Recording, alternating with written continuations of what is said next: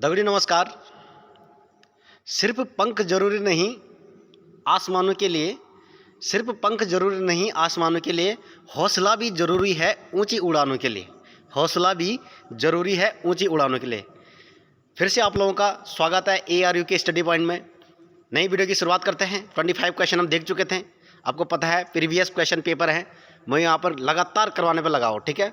तो चैनल पर ज़्यादा से ज़्यादा जुड़िएगा, वीडियो को शेयर कीजिएगा अपने दोस्त यारों को, ताकि हम लोग मोटिवेट हो वीडियो बनाने के लिए। तो हम वीडियो की सीधे शुरुआत करेंगे। 25 क्वेश्चन देख चुके हैं, डिस्क्रिप्शन में लिंक दे रखा है, वहाँ से आप लोग देखिए भाई। आप आगे देख लीजिए। 26 क्वेश्चन है, स्क्रीन पे बने रहेगा। आपको पता है ये क्वेश्चन पहले पूछे जा चुके हैं, इसलिए ये परीक्षा की दृष्टि से, एग्जाम की दृष्टि से महत्वपूर्ण हो जाते हैं, ठीक है। क्वेश्चन नंबर 26 है, कर्क रेखा निम्न राज्यों में से किससे होकर नहीं गुजरती है, ठीक है, नहीं गुजरती है। तो आप सभी जानते हैं कर्क रेखा भारत के 8 राज्यों से होकर गुजरती है, और इनमें से जो नहीं गुजरती है वो कौन सा है ये देखना है। अब देख लीजिए, और ए ची झारखंड, बी ची छत्तीसगढ़, और सी ची त्रिपुरा, और डी ची मणिपुर। तो जो कर्क रेखा दगड़ियों वो मणिपुर बिठिन नहीं गुजरती, ठीक जी। बाकी जो 3 राज्य छिन तख बिटि क्या होंगी कर्क रेखा गुजरती भाई। तो 26 क्वेश्चन ची एक आंसर डी ऑप्शन नंबर हो जालू मणिपुर, क्लियर, ठीक है। नेक्स्ट क्वेश्चन और बढ़ा। क्वेश्चन नंबर 27, केंद्रीय अन्न विश्लेषण प्रयोगशाला, केंद्रीय अन्न विश्लेषण प्रयोगशाला CGAL कहाँ स्थित है, यानी सेंट्रल ग्रेन एनालिसिस लेबोरेटरी, ठीक है। तो वो कहाँ स्थित है। ऑप्शन नंबर ए है चेन्नई, बी है कोलकाता, सी नई दिल्ली, और डी मुंबई। तो ये राइट आंसर क्या हो जालू, ऑप्शन नंबर सी करेक्ट हो जालू, नई दिल्ली। जो केंद्रीय अन्न विश्लेषण प्रयोगशाला ची दगड़ी हूँ वो कहाँ ची, वो ची नई दिल्ली में, क्लियर। अगला क्वेश्चन, क्वेश्चन नंबर 28, किस राज्य में जलोढ़ मिट्टी की उपलब्धता सबसे कम है, किस राज्य में जलोढ़ मिट्टी की उपलब्धता सबसे कम है, यानी और राज्यों में जलोढ़ मिट्टी भरपूर है लेकिन इसमें क्या है, कम है। अब वो कौन सा राज्य है, ए देख लीजिए पंजाब, बी तमिलनाडु, सी मध्य प्रदेश, डी बिहार। तो राइट आंसर क्या हो जाए आपको, ऑप्शन नंबर सी मध्य प्रदेश में जो जलोढ़ मिट्टी की जो उपलब्धता चाहिए वो कम ची भाई, ठीक ची। बाकी राज्यों में भरपूर मात्रा में क्या चाहिए, जलोढ़ मिट्टी ची, clear. Next question, question number 29, Randhawa ने भारत को कितने बृहद कृषि प्रदेशों में विभक्त किया। रंधावा एक व्यक्ति छो, भारत का जो कृषि प्रदेश था वो इनके करीब वो बांटी छी ना, तो कति भागों में बांटी वो पूछना चाहिए। तो ऑप्शन नंबर ए 4, बी 6, सी 5, और डी 8। तो रंधावन बृहद कृषि प्रदेश दगड़ियों 5 भागों में विभक्त करी, यानी 5 भागों में वो बांटी छी, clear. Next question, question number 30, उस व्यक्ति का नाम बताइए जिसने 1974 में नेहरू की श्रृंखला के निर्माण द्वारा भारतीय नदियों को जोड़ने की योजना प्रस्तुत की। अब वे क्या करी कि 1974 को सन छो नेहरू श्रृंखला बनाए, और वे द्वारा क्या करे जो नदी छे ना, नदी वो सब तक जोड़ने को प्रयास करी। तो कुछ वो व्यक्ति, तो वो व्यक्ति छो ऑप्शन में doctor KL Rao, captain dean Shah, Ismail Serageldin, और डॉक्टर AN खोसला। तो राइट आंसर क्या हो जालो, option number B captain dean Shah. Captain dean Shah के कर दगड़ियों 1974 में नेहरू की श्रृंखला बनाया, और तेक द्वारा ये वजह से बनाए हुए हैं ताकि भारतीय जो नदी छू वो जोड़ने की कोशिश हो जाले, समझ गई बात। अगला क्वेश्चन देखा, क्वेश्चन नंबर 31 ची, भारत के चंद्रमा मिशन चंद्रयान 3 सभी जानता, चंद्रमा मिशन को जो चंद्रयान 3 जो लॉन्च हुई परियोजना छे वे को निदेशक कुछ भाई। तो निदेशक पूछने लगी ची कि भारत के चंद्रमा मिशन चंद्रयान 3 के परियोजना निदेशक कौन हैं। तो ए P वीर मुथवेल, विक्रम साराभाई, ऋतु कारीधल श्रीवास्तव, S सोमनाथ, ठीक। एक राइट आंसर के वजह लो, ऑप्शन नंबर ए करेक्ट वजह लो, वीर मुथवेल, ठीक। और S सोमनाथ क्या है दोगुणु, ये कमेंट बॉक्स में जरूर बताना, ठीक है। तो चंद्रमा मिशन को जो परियोजना निदेशक छो वही छो P वीर मुथवेल, क्लियर वही बात। नेक्स्ट क्वेश्चन, क्वेश्चन नंबर 32, निम्नलिखित प्राकृतिक तत्वों में से कौन सा कंप्यूटर चिप होना था, चिप्स नहीं, कंप्यूटर चिप में प्रयुक्त प्राथमिक तत्व है, ठीक। सिलिकॉन, कार्बन, लोहा, यूरेनियम। तो राइट आंसर क्या हो जालू, ऑप्शन नंबर ए सिलिकॉन।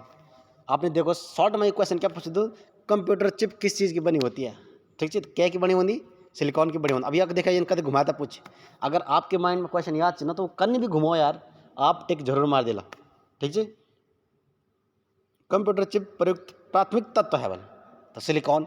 अब तो सिर्फ वही कभी कभार डायरेक्ट पहचान दूँ कि कंप्यूटर चिप किस चीज़ की बनी होती है, तो किसकी बनी होती है, सिलिकॉन की बनी होती है। ठीक है। तो राइट आंसर ऑप्शन नंबर ए। नेक्स्ट क्वेश्चन, क्वेश्चन नंबर 33, समाचारों में देखी गई V2X तकनीक संबंधित है। VFX यो अंदगड़ी VFX आप लोगों ने देखी बोलो जरा ध्यान देना। VFX ठीक है। मूवी वही पिक्चर वही वे में क्या जो सीन दिखना ना, फाइटिंग वाल सीन, हीरो हीरोइन थोड़ा सी फाइटिंग कर दन, यानी हीरो और जो विलन रहो वो थोड़ा थोड़ा फाइटिंग कर दो, लेकिन बाकी जो भयंकर फाइट दिखाई जाए ना वो VFX के माध्यम से दिखाई जाए। और जो बैकग्राउंड दिखे जाए ना, कभी बहुत सारे बैकग्राउंड है वो जन नहीं वक, ठीक है। तो वो VFX माध्यम क्या करता, वो बैकग्राउंड तो देखो ना। ठीक, तो VFX माध्यम क्या होती, पिक्चर में काम होती भाई। ठीक है। तो समाचारों में देखी गई V2X तकनीक किससे संबंधित है, ये बोले हम। V2X अलग चीज, VFX अलग चीज। ठीक है। तो राइट आंसर क्या हो जाए को क्वेश्चन नंबर 33 को ऑप्शन नंबर बी करेक्ट हो जाए, ऑटोमोबाइल से। V2X के कैसे संबंधित थी, automobiles. Next question, question number 34, radar का पूर्ण अभिरूप क्या है, यानी रडार की फुल फॉर्म पूछने लगी चीज क्या चीज। Radio detection and raging, radio divergence and raging, radio detection and radiation, radial distance and raging. तो right answer option number A, radio detection and ranging. ठीक, राइट आंसर क्या हो जाए ऑप्शन नंबर ए। रडार का काम होता दगड़ियों, आप देखे बोलो कि हवाई जहाज में जो रूट निर्धारित कर दो कि आगे से कोई बादल तो नहीं आ रहा है ना, तो वो वे के माध्यम से क्या बनी, रडार के माध्यम से हम वो चीज़ होता है नोट कर सकते भाई। ठीक जी। तो रडार ज़्यादातर यूज़ का खोलूँ हवाई जहाज में, और भी बहुत सारी जगह प्रयोग होने रडार। तो ये क्या ये कि रडार की फुल फॉर्म पूछी थी, radio detection and raising. Clear. Next question, question number 35, निम्नलिखित में से कौन सा आउटपुट डिवाइस नहीं है, इसका मतलब इनपुट है। पहली बात तो ये है, कंफ्यूजन नहीं होना है, क्वेश्चन को एलिमिनेट करके चलना है। निम्नलिखित में से कौन सा आउटपुट डिवाइस नहीं है, तो इसका मतलब इनपुट है, सीधी सी बात है। Monitor, touch screen, printer, platter.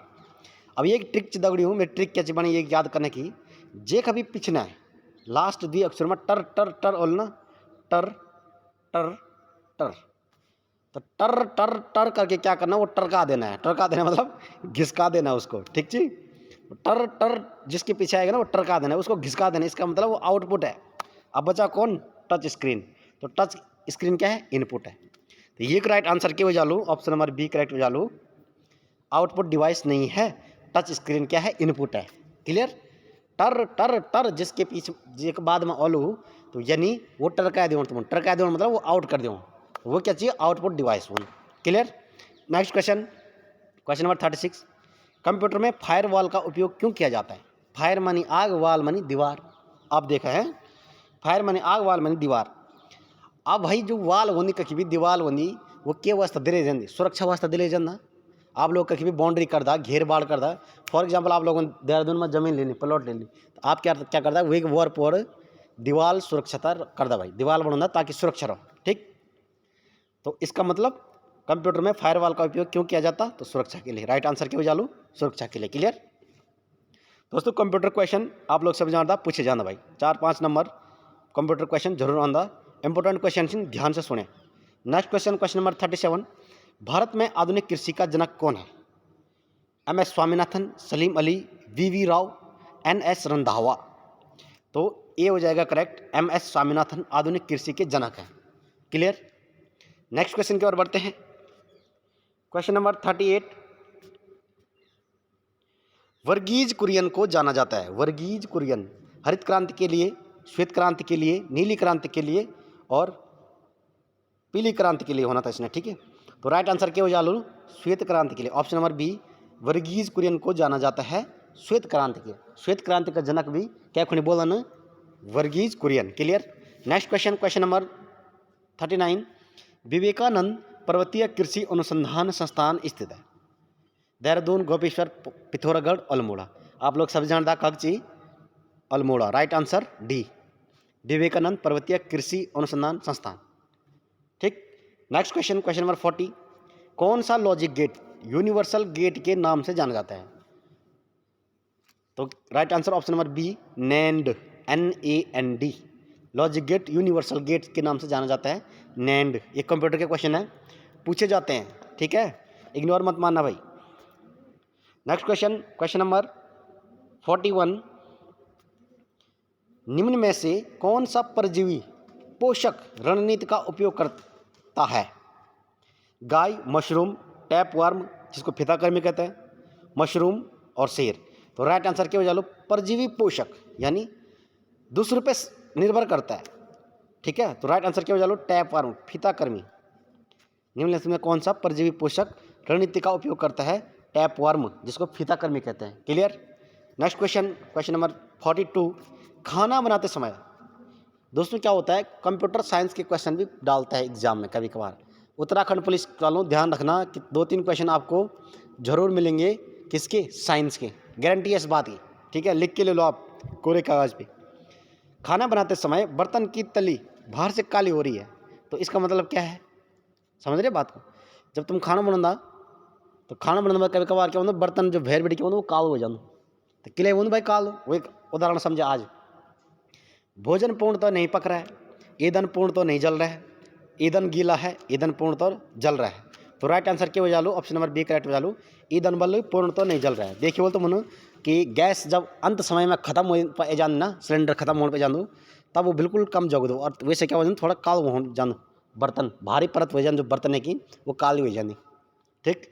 तो इसका मतलब अगर बर्तन काला हो रहा है ना बाहर से, जो ईंधन है पूर्ण तो नहीं जल रहा है। क्लियर। सर्दियों में क्या होता है, गैस जम जाती, तो ईंधन पूर्ण तो नहीं जलती, वो कभी कभार काल पड़ जाती, यानी, ठीक जी। तो राइट आंसर क्या हो जा लो? Option number B. Next question, question number 43, मुकुलन द्वारा अलैंगिक जनन ईस्ट में होता है भाई। राइट आंसर बी करेक्ट हो जाएगा। मुकुलन द्वारा अलैंगिक जनन इंपॉर्टेंट क्वेश्चन है, ईस्ट में होता है। नेक्स्ट क्वेश्चन नंबर 44, निम्नलिखित में से कौन एक पादप हार्मोन है? Insulin, thyroxine, estrogen, cytokinin. पादप हार्मोन, तो डी करेक्ट हो जालो, साइटोकानिन कैसे दगड़ियों? पादप हार्मोन्स, यानी plant hormones. Clear. Next question, question number 45, ozone परत द्वारा किन हानिकारक किरणों का अवशोषण होता है? अवशोषण मानी सोखना, चूषण, सोखना, ठीक जी, एब्जॉर्ब करना। तो गामा किरणों का, पराबैंगनी किरणों का, एक्स किरणों का, इनमें से कोई नहीं। तो ओजोन परत किसका अवशोषण करती है? पराबैंगनी किरणों का, यानी अल्ट्रा वायलेट वेव्स जो आती हैं, कहाँ से आती हैं? सूर्य से आती है। सूर्य बड़ी जब अल्ट्रा वायलेट वेव्स आने ना, तो ओजोन परत वो क्या करती है? वो एक शोषण कर, एब्जॉर्ब कर देता था, ठीक जी। तो पराबैंगनी किरणों का, right. Next question, question number 46, वैद्युत चुंबकीय प्रेरण की परिघटना है। तो right answer option number C, कुंडली तथा चुंबक के बीच अपेक्षिक गति के कारण कुंडली में प्रेरित धारा उत्पन्न करना। साइंस के क्वेश्चन है, थोड़ा हाई लेवल का क्वेश्चन है ये, ठीक। Next question,